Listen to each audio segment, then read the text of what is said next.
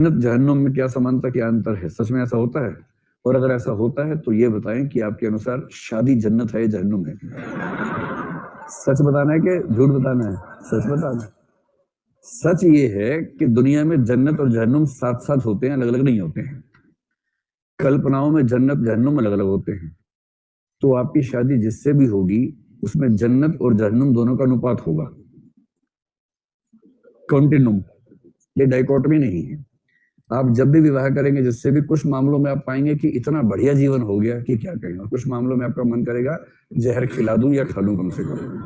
और शादी के 3 4 5 साल तक बर्तन टकराएंगे, सिर फूटेंगे आपस में, धीरे धीरे अभ्यस्त हो जाते हैं। और फिर ये होता है कि स्पेस फिक्स हो जाती है कि भाई इस मामले में ये बैल है, इससे कुछ नहीं बोलना है, और इस मामले में ये बैल है, इससे कुछ नहीं बोलना है। अपना अपना स्पेस फिक्स हो गया, बाकी में थोड़ा कब्जा चलता रहता है, और धीरे धीरे 8 10 साल के बाद पति पत्नी भाई बहन टाइप के हो जाते हैं। उनमें एडजस्टमेंट, मैं जो कहना चाह रहा हूं भाव समझे, जैसा एडजस्टमेंट आप भाई बहनों में आपस में होगा वैसा एडजस्टमेंट पति पत्नी में हो जाता है, क्योंकि सर सर फोड़ फोड़ के तो समझ जाते हैं कि इसके आगे कोई शक्ति हासिल नहीं होने वाली है। ठीक है, इसलिए सबसे बड़ी दिक्कत ये मानने में है कि जन्नत है या जहन्नुम है, या हटा के और लगा दीजिए तो शादी की सही व्याख्या हो जाएगी। तो बताओ विवाह क्या है? जन्नत और जहन्नुम है। अगर दोनों कायदे के लोग हैं तो जन्नत पन ज्यादा होगा, जहन्नुम पन कम होगा, थोड़ा सा एलिमेंट कम हो जाएगा। सारा खेल अनुपात का है। तो किसी किसी के विवाह में जन्नत ज्यादा जहन्नुम कम, किसी किसी के में जहन्नुम ज्यादा हो जाती है। और जहन्नुम ज्यादा हो तो उसकी वजह वो दोनों व्यक्ति खुद ही होते हैं, कोई तीसरी शक्ति काम नहीं कर रही इसके पीछे। पूरी दोनों मूर्खों की मूर्खता का परिणाम होगा, और क्या होगा। साथ तो कहा ही है उसने, पति पत्नी के संबंध। आज आप पति पत्नी में खूब बात कर रहे थे ना, सार्थ ने बड़ी अच्छी एग्जाम्पल दिया। उसने कहा 3 स्थितियां हो सकती हैं। पहली स्थिति यह है कि उनमें से एक दूसरे को वस्तु बनाने में सफल हो जाए। दोनों शुरुआत में कोशिश करते हैं कि मेरी ज्यादा चले, डोमिनेट मैं करूं। शुरू में जिसने डोमिनेंस स्थापित कर ली जीवन भर मस्त रहता है। उसके बाद शुरुआत के 2 4 महीने में तय हो जाता है कौन डोमिनेट करेगा और कौन डोमिनेटेड रहेगा, या कौन मतलब सबमिसिव रहेगा। तो जो शुरुआत में लठैती कर लेते ठीक ठाक, जैसे नाराज हो गया किसी बात पे, 3 दिन बात नहीं की, सामने वाला बेचारा विचलित हो रहा है बार बार। जो शुरुआत में 3 4 बार जैसे नाटक अच्छा कर लिया, जिंदगी भर उसकी धूम रहती है उसके बाद। और जो एक बार सॉरी बोलने का अभ्यस्त हो गया, वो जिंदगी भर अभ्यस्त रूप से, कोई गलती हुई, किसकी गलती किसकी नहीं, उसको मतलब नहीं होता। जैसे देखा सामने वाले का चेहरा तना हुआ, सॉरी। उसने कहा क्यों, जो भी है छोड़ो ना यार, वट एवर, सॉरी। तुम सॉरी रोज सुबह मुझसे 5 वैसे ही ले लिया करो, लेकिन ठीक रहा करो, है ना, ये मुंह सुझा के मत बैठा करो। तो जो सॉरी बोलेगा जिंदगी भर सॉरी बोलता रहेगा, और जो लठैती करेगा जिंदगी भर लठैती करेगा। आप लोगों के चेहरे की चमक बता रही है कि आज ज्ञान मिला, सही है ना।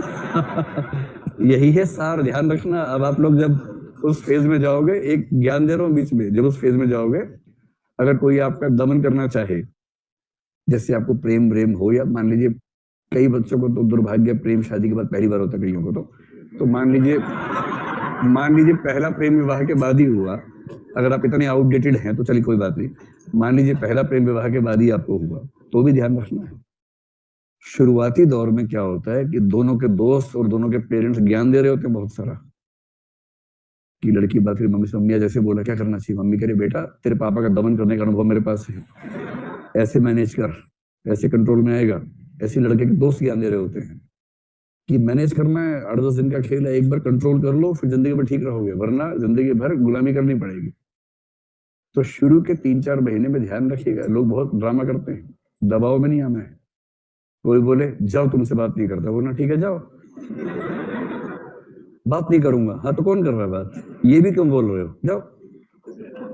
बात नहीं करूंगा ये भी तो बात ही है, हम तो इतनी भी नहीं कर रहे, जाओ। कोई बोले बात नहीं करूंगा, बोलना हम तो ये भी नहीं बोलेंगे कि बात नहीं करूंगा, ये भी क्यों बोलेंगे, जाओ निकलो यहां से। और सीधे उसके सामने फोन नंबर अपना देखना, उसका फोन नंबर डिलीट मारना, खत्म, जाओ, phone number deleted permanently, recycle bin में जाके वहां भी डिलीट कर देना, खत्म। किसी के धौंस में आने की जरूरत नहीं है। एक बार धौंस में आ गए जिंदगी भर धौंस से बाहर निकल नहीं पाओगे, ध्यान रखिएगा। चलिए, ये पाठ्यक्रम की बात नहीं थी, बीच में वैसे बात आ गई थी। और अगर मान लो दोनों लोग बहुत मजबूत हैं, सार्थ ने कहा एक स्थिति ये है कि उनमें से एक वस्तु बन जाए और एक डोमिनेट करे। जो अमूमन 90% से ऊपर शादियों में होता है। आपको अपने घर में अच्छे से पता होगा कि या तो दो में से एक डोमिनेट करता होगा, माँ या पापा, जिसमें 80-90% कैसे पापा होंगे, 10-20% कैसे मम्मी होगी। किसी किसी घर में क्या होता है, एरियाज ऑफ डोमिनेंस बढ़ जाते हैं कि इस मामले में बाप डोमिनेट करेगा, इस मामले में माँ डोमिनेट करेगी। या तो परफेक्ट डोमिनेशन होता है या एरियाज ऑफ डोमिनेंस होते हैं कि इस मामले में बाप चुप रहेगा, कुछ नहीं बोलेगा कि किसी घर क्या देना है, किसी घर जाना है, क्या निभाना है। बाप ने अगर चूं भी किया, डांट पड़ जाती है उसको, वो बोलता ही नहीं है। और जो कुछ और मामले हैं, एक्सटर्नल अफेयर्स वाला मामला है, मतलब संपत्ति या आर्थिक मामले हैं, उन सब मामलों में माँ चुप रहती है, तो एरिया बढ़ जाएगा ना। अगर दोनों की ताकत बराबर है, कोई दबने को तैयार नहीं है, तो सार्थने का फिर दो ही तरीके हैं, या तो ये अलग हो जाएंगे, अलग नहीं होंगे तो सबके सामने समान या एक देखते हुए भीतर अलग हो जाएंगे।